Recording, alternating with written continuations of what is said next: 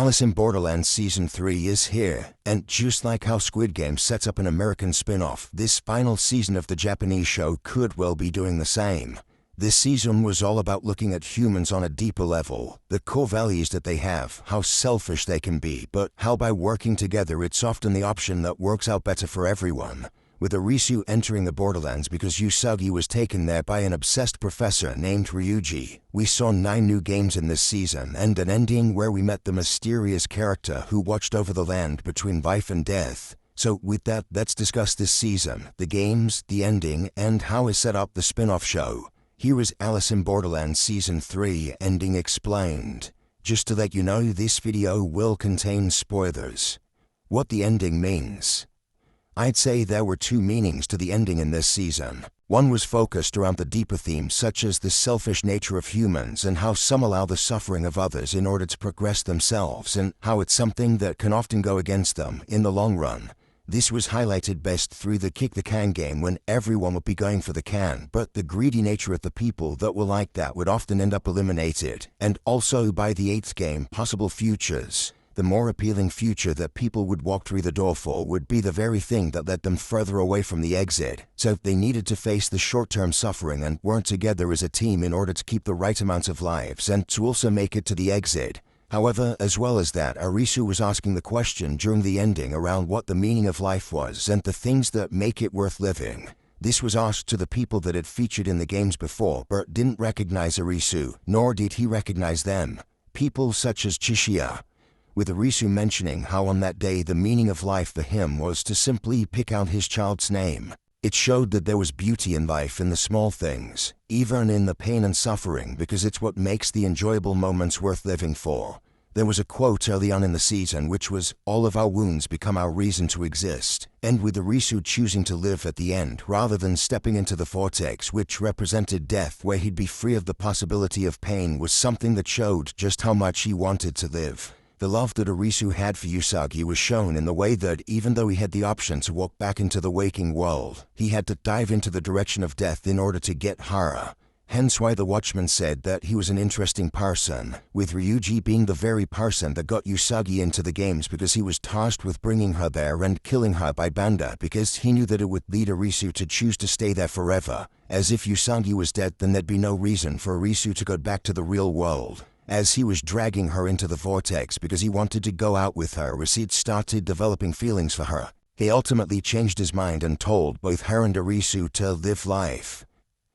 Ryuji changed his mind because he was feeling the guilt of what he did to Yano in accidentally killing her, but he also got the answer to the questions that he had about what the land between life and death was actually like. And now, with him dying, he was going to see what the actual afterlife was like. He knew that he didn't need to claim an innocent life in order to get anything else because he'd basically got his answers. When it came to the closing moments of the final episode, we saw that there was a tremor that was rippling across Japan. However, that wasn't actually where the true danger was. The real danger for a tsunami was across the United States and Los Angeles. This was something that tied back to what the Watchman said when he said to Arisu how there was going to be a lot of people in the Borderlands very soon and how it was going to be worse than before when the meteor hit Shibuya.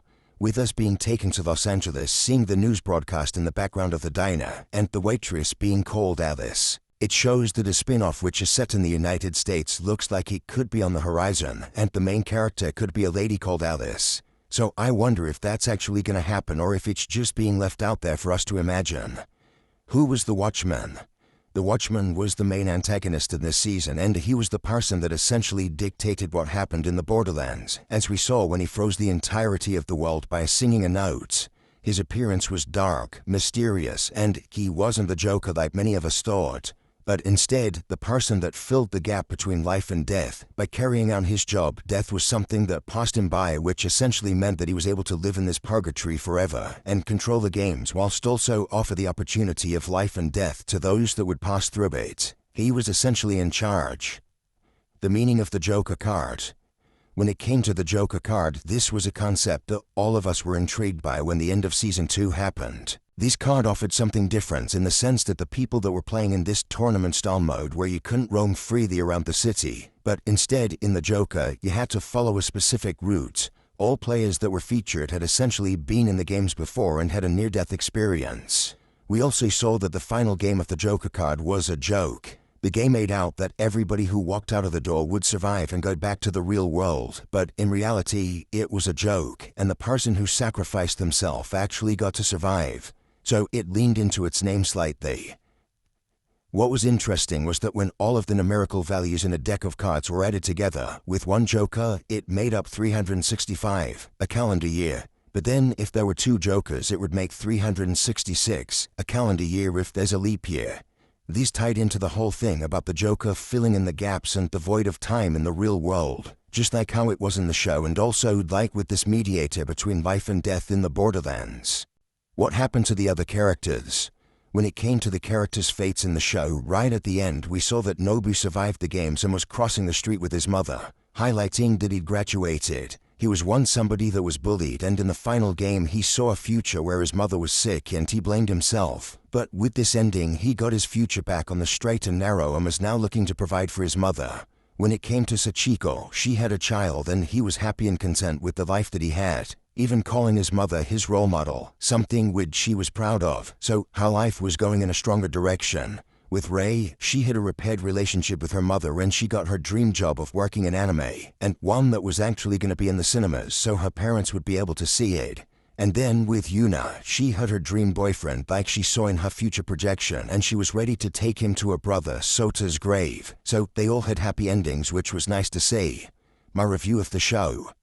I thought this was a really good final season to the show. Not only was the story gripping, but they gave a justifiable reason for Usagi to end up back in the Borderlands, for Arisu to go back there, and it really felt like the deeper themes were cutting through.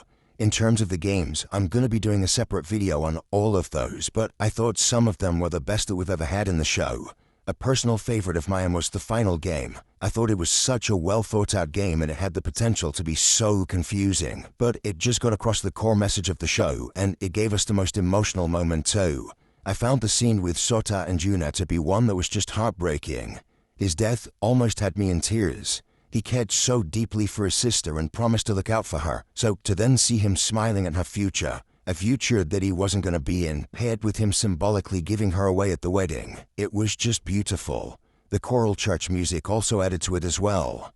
What this show does so well is the deaths. Whether it be Kazuya, Tetsu, or the likes of Natsu, they make a real moment out of them and the characters get the send-off that they deserve, even if they haven't featured that much.